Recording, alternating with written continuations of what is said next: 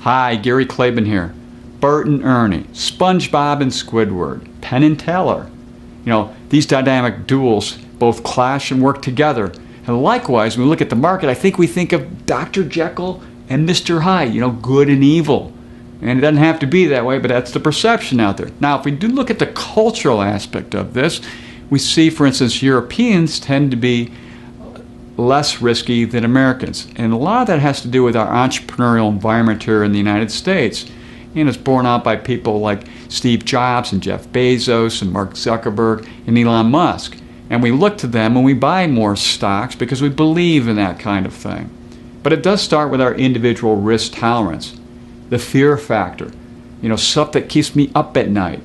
I want to have growth on some assets or income or otherwise. And so it's kind of a little dance back and forth about that tolerance for risk that I might have. Well, then I go look at the risk markets. What are they? Well, you have the stock market where you never know. You could lose everything or make a lot of money.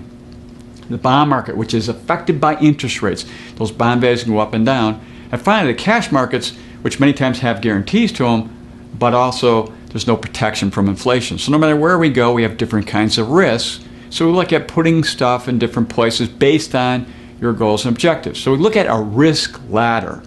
As we go up the ladder, there's more and more risk and more reward, so that we have to hold things out at the end for 5+ years to get the reward we want. Likewise, as we come down that ladder, we're going to get less return for our lower risk, and we only have to hold things for 0 to maybe 1 year.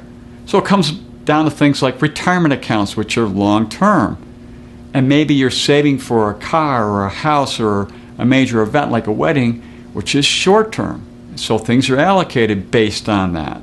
So when we look at this dynamic dual between risk and reward, the interaction of these two things is really sitting down and planning it out and making good, smart decisions that lead to successfully building our wealth.